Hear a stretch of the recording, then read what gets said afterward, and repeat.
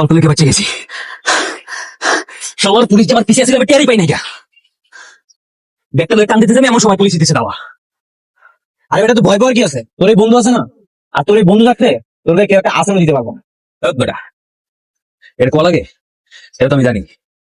আমার লেগে তুই তো কল যোগটা দিয়ে দিবি। মালপাতি কত আছে দেখতো। আরে ভাই ব্যাগের মধ্যে কিছুই না, কাগজ স্যার। কি কস? কাগজ? তাহলে কোথায় এখন ধরে নিলাম? আরে হ, কাগজ হলে আলাদা ফেরত দিয়ে। তুই কি পাগল হইছস? আমরা যদি আবার যাই তাহলে তো আমরা গণ তুলে দিব।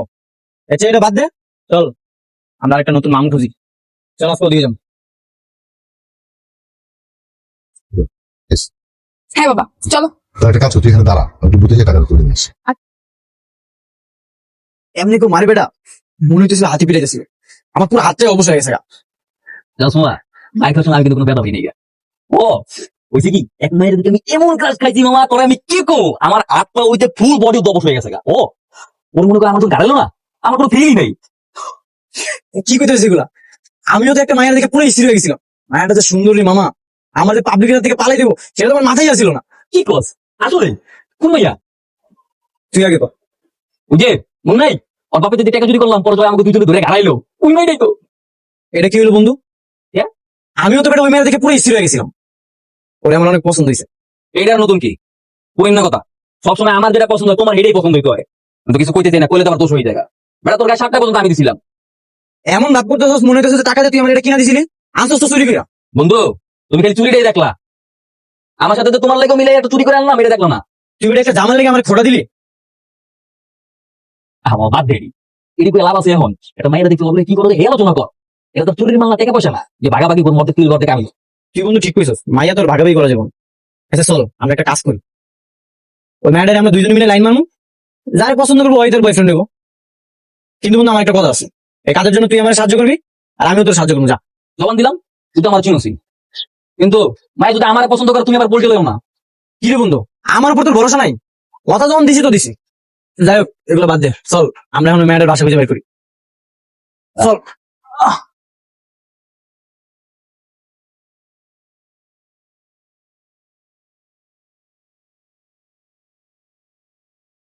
বাবা কি করো? দেখতেই তো পারছিস কি করি, আবার জিজ্ঞেস করছিস কেন? বাবা চা খাবে? চা খেতে খেতে না পেপার পড়ার একটা মজাই আলাদা, বুঝছো? তোর কত টাকা লাগবে? বাবা এটা কি দোকান নাকি চায়ের দাম লাগবে কেন? আমি তো তোমার মেয়ে, নিজে হাতে চা বানিয়ে দিব, খাবে? তোর ভাবসাব দেখে মনে হচ্ছে নিশ্চয়ই তোর টাকার প্রয়োজন। টাকা ছাড়া আমার মেয়ে আমাকে চা বানিয়ে খাবে, এটা হতেই পারে না। বাবা তোমার না অনেক বুদ্ধি, বুঝছো? তোমার আসলে গোয়েন্দা হওয়া দরকার ছিল। ওইসব বলে কোনো লাভ নেই, আমার কাছে কোনো টাকা নেই। আচ্ছা কালকে যদি ছিনতাইয়ের হাত থেকে আমি টাকাগুলো উদ্ধার করে না দিতাম, তাহলে আমার কত টাকা চলে যেত বলতো? সেখান থেকে আমাকে কিছু টাকা দিলেই তো হয়। যেহেতু নিতে পারিনি, এগুলোর হিসেব করে কোনো লাভ নেই। তুই আমার চোখের সামনে দূর হ, আমি পেপার পড়ছি। যা। টাকা চলে গেলে এরকম করবা?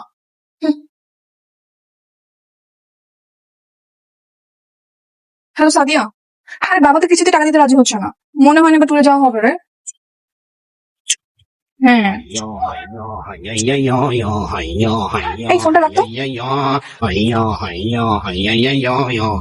আরে এর এখানে কি করে?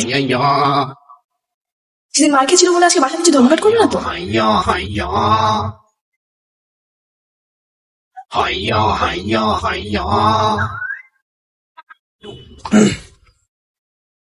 চলে গেল, নিশ্চয়ই তোরা দেখে চলে গেছে। বারবার করলাম যে সামনে যাইস না, এমনি তো চেয়ারের মধ্যে একটা সোর ভাব আছে। আমি তো চোর আর তুমি মসজিদের ইমাম কালেম। আচ্ছা যাই হোক বাদ দে। আচ্ছা আমি মতো সুরবাট করে লয় কি আমি প্রেম করবো? কইতে রে না রে। ও মামা এখন থেকে আমাকে লেবারটা টাপ করতে বুঝছো?